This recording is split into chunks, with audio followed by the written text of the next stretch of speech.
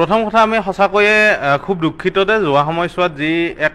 জনজাগৰণ হৈছিলে OPS পুনৰ প্ৰতিষ্ঠাৰ ক্ষেত্ৰত আমি আশা কৰিছিলোঁ যে নতুন যিখন চৰকাৰ আহিছে কেন্দ্ৰত তেওঁলোকে এটা ইয়াৰ সিদ্ধান্ত এটা দিয়ক আৰু আমাৰ অৱসৰী জীৱনত যিটো শংকা নহয়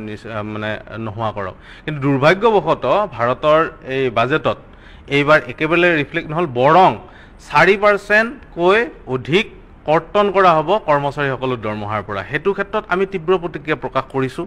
আমি আজি এই নাটকখনৰ আগতে আমি কেন্দ্ৰীয় কাৰ্যনিৰ্বাহক সমিতি বহিছিলো আৰু তাতে বিভিন্ন প্ৰস্তাৱ গ্ৰহণ কৰিছো যে আমি যিখন সংগ্ৰাম যিটো পৰ্যায়ত ৰাখিছিলো এটো তাৰ পৰা অধিক তীব্ৰৰ পৰা তীব্ৰতৰ কৰিবলৈ আমি লৈ গৈ আছো প্ৰথম কথা যে কৰ্মচাৰীসকলৰ দায়িত্ব চৰকাৰে ল'ব লাগিব আৰু চৰকাৰেই ল'ব লাগিব দ্বিতীয় কথা আমাক OPS লাগিব OPSই লাগিব তাতে 14% 15% 16% এইবিলাকৰ অংক নহয় যেতিয়ালৈকে কৰ্মচাৰীসকল অৱসৰী জীৱনৰ সুৰক্ষিত ভৱিষ্যত তেওঁলোকে স্পষ্টভাৱে নিদিয়ে তেতিয়ালৈকে আমাৰ সংগ্ৰাম নহয় দ্বিতীয় তাৰ পিছতে আন এটা কথা প্ৰসংগ আহিছে যে এইবাৰ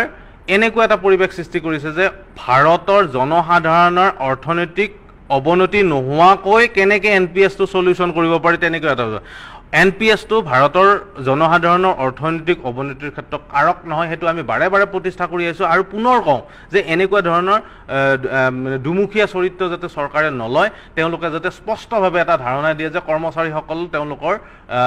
তেওঁলোকৰ দায়িত্ব গতিকে তেওঁলোকে এই ক্ষেত্ৰত তেওঁলোকে নিশ্চয়কৈ কিবা কৰিব লাগিব আৰু তাৰে সংগ্ৰামৰ আমি জাস্ট আইটো আৰম্ভণিহে কৰিছো ইয়াৰ পিছত বিভিন্ন পৰ্যায়ত বিভিন্ন কাৰ্যসূচী ল'ব গৈ আছো তাৰ আগতে অসম চৰকাৰ তথা ভাৰত চৰকাৰে কিবা নহয় কিবা কৰি দেখুৱাওক অসম চৰকাৰৰ বাজেট অধিৱেশন আহি আছে তাতেও আমি বিভিন্ন কাৰ্যসূচী লোৱাৰ ইতিমধ্যে আমি সিদ্ধান্ত গ্ৰহণ কৰিছো আৰু অনাগত সময়ত আশা কৰিছো যে কৰ্মচাৰীসকলৰ এই শংকা তেওঁলোকে নিবাৰণ কৰাৰ কাৰণে আগবাঢ়ি আহক